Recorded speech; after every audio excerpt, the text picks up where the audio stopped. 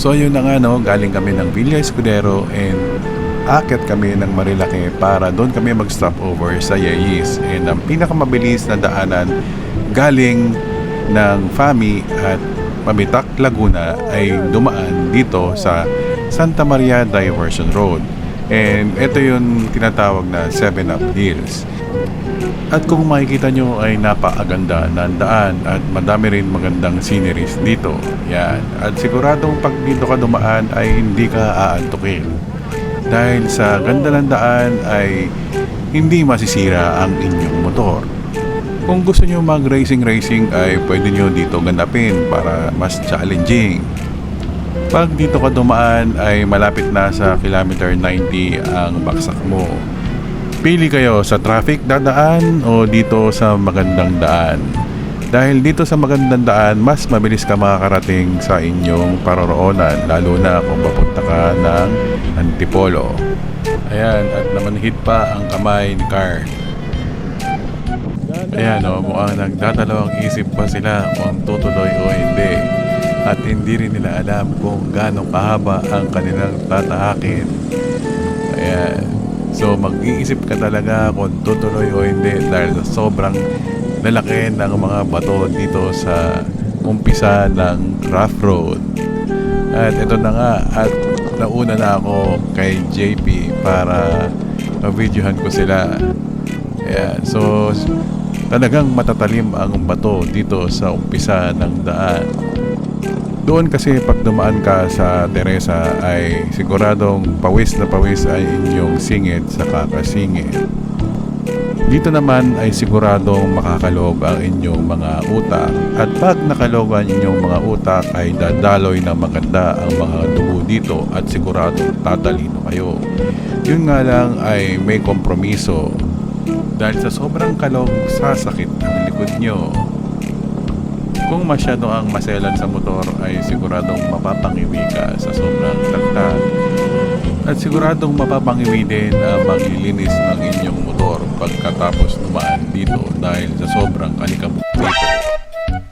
Pag dumaan ka dito ay mararamdaman mo yung sudden change of temperature from mainit to malamig kasi sa baba ay mainit pagkagaling ng Fami at pag paakyat ka naman dito papunta ng Marilake Highway ay kunti-kunti mong mararamdaman na lumalamig na kaya siguradong sisipunin ka. Itong daan na to ay parang nanghahatid kung ikaw ay magba-Batman loop. Yun nga pala, may ginawa akong Batman loop kung makikita nyo sa aking Facebook page ay yun yung loop from Marilake papunta ng Fami and papuntang Teresa. So pagka tinignan nyo yun sa mapa ay yun yung Batman loop. Kung ayaw nyo tapusin yung Batman loop ay dito kayo babalik papunta ng Marilake. Ayan, kung makikita nyo ay medyo mabilis na yung aking takbo at sinusundan ko lang yung meron mga daanan ng gulong. Kung kayo ay naka-all-ins ay baliwala lang mga dumakman sa all-ins. Kung makikita nyo ay medyo binilisan ko na ang aking takbo dahil wala na rin mga motor sa aking harapan. Nauna na silang makaldag doon sa dulo. Ayan, kung nakikita nyo malubak pa rin at for your information ay around 500 meters itong lubak.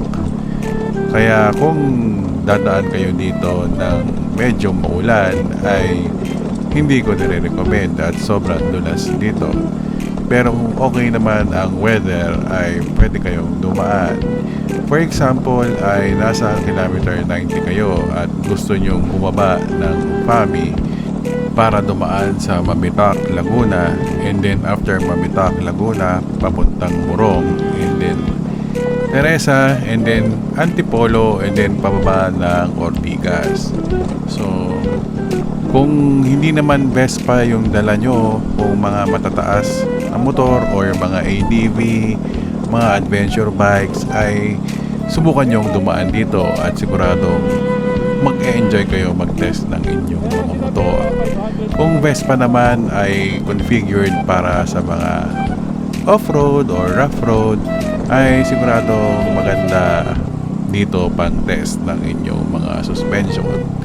Kung meron naman kayong bagong kabit na suspension at gusto nyo testingin, ay pwede rin naman kayong dumaan dito. Mag-ride kayo papuntang kilometer 90, kumain-kain muna kayo doon, and then daan nyo yung motor dito. Ayun. So, yun lang po, at malapit na matapos ang rough road. So, dito sa dulo ay medyo pino na ang mga bato. And yun, hanggang sa muli, maraming salamat po sa panonood, and ride safe everyone. This is Best Pasyal, and see you on the next video.